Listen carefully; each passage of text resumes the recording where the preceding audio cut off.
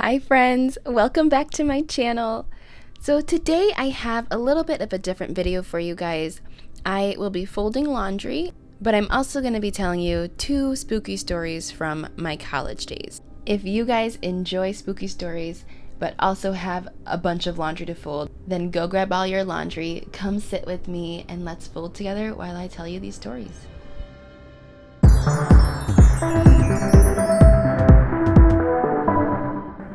This first story happened when I was a sophomore in college. I was 19 years old and I was dating my very first boyfriend. I had been over his apartment many times, but I had never experienced anything spooky or out of the ordinary, so this was new for me. I had also never met his roommate, which I thought was super weird. His roommate basically didn't live there. I remember when I first started going over there, my ex would tell me that they had a ghost that lived at their apartment, and they named that ghost Stanley. I just thought that he was messing around with me because I was gullible and was easily scared. So I brushed it off and just didn't worry about it. The night that all of this crazy stuff happened, my ex, let's just call him Jay for the sake of this story. So Jay reached out to me. He wanted me to come over for dinner that night and just to do homework because we were in the same math class, and that class was a struggle. So we had a test coming up and we were just going to study together and then eat dinner. Whenever I would go over there to study, we would just hang out in his bedroom just in case his roommate would come home, so we didn't have to move everything to get out of the roommate's way. So we stayed in his bedroom and we were studying for about an hour, I would say, before we started dinner. So Jay ended up going into the kitchen to make the chicken, and I just stayed in his bedroom and I laid down on his bed and pulled up my laptop so it was like on my chest. I decided that I wanted to start playing some music because I needed a little brain break. So I started playing the song Wrecking Ball by Miley Cyrus, which Jay absolutely hated. He yelled from the kitchen, "Turn that song down!" Me being me, I just turned it up. I turned it louder, just to annoy him. He knew that I was joking around with him, so it wasn't a big deal. But he came into the bedroom and told me that he didn't have the seasonings that he needed to make the chicken, so he was gonna go down to the neighbor's house and ask them to borrow some of the seasonings. I could hear him walking down the hallway and opening his front door, and then I heard the front door close. So I'm still laying in his bed, and how his bedroom was set up was his bed was at an angle that was facing the bedroom door. So with my laptop screen open, I could see the top of his bedroom door, and he had one of those tall lamps on the side right next to the door. Suddenly, the light in his bedroom turned off. And how my laptop was, I couldn't see the switch of the light itself. So I had just assumed that Jay was still there and was playing a prank on me. So then the door to his bedroom closes. There's like a dark hallway and the light from the kitchen is very far away. When the door closed, I could only see a crack of that light. So it was pitch black in his room. While all this happened, the room goes pitch black. My laptop is still open and it's so bright in my face. So I can't see anything around me. Also, Wrecking Ball was still playing. I turned down the music. I kind of leaned over my laptop and said, "Jay, stop scaring me. Like, I know you're here. It's not gonna work. You're not gonna scare me." I didn't hear anything. So then I went back, I laid down in his bed, and I anticipated him to jump out and scare me. I would say like 10 seconds go by, and I'm still on my computer, Wrecking Ball is still playing, and then above my laptop, I can see his bedroom door open again. At that same time, I hear his front door open, I hear footsteps, and then I hear the door close. I jump out of the bed, I run to him, and I was like, "Did you just scare me? Like, what just happened? Were you in that bedroom or did you go outside?" Jay looked at me like I was absolutely nuts.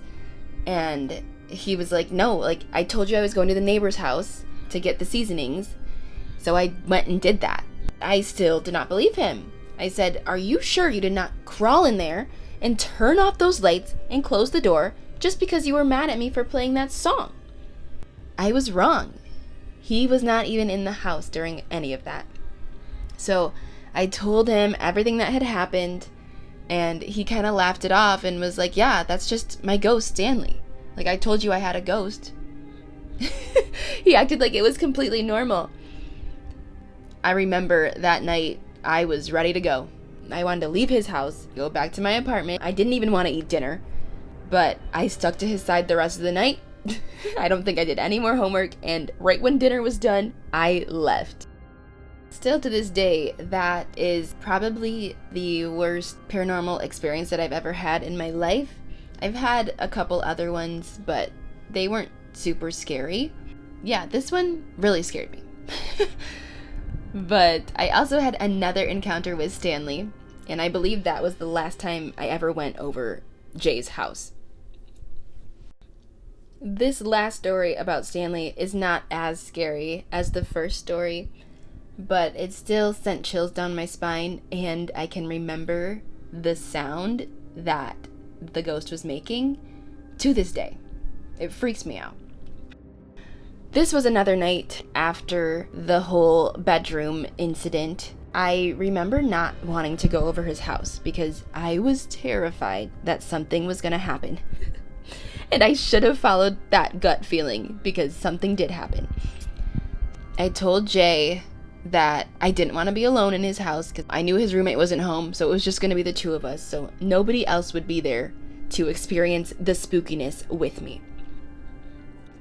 It was the end of the night, and Jay wanted to take a shower. I told him that he better hurry up in that shower because I don't want to be out in his apartment by myself for too long. Again, he just laughed it off and was like, "Yo, it's Stanley. Like, Stanley's fine. You'll be fine." But me being me, I was terrified. I didn't want to see anything. I didn't want anything to spook me out. I was already on edge. Jay goes into the shower, and everything is fine. And I remember I told him I was going to stand outside of the bathroom door because I was absolutely terrified. And I was thinking, like, nothing's going to happen. Like, all the lights are on in his living room. The bedroom door is already closed. Like, the hall light is on. If something happens, I will know, and I can just bust in that bathroom and just be scared with him. So I'm standing there in the hallway. Things are going great. He's in the shower. I'm just standing there, and we're talking. Like, I'm talking to him while he's in the shower. We're good. Nobody else is there. So I think it's like maybe 5 minutes into his shower. I remember I was facing the bathroom door. So the door is like right in front of my face, and I'm talking to him, and we're laughing, we're joking around. Behind me, I hear a clicking sound. And it took me a while to register what I was hearing.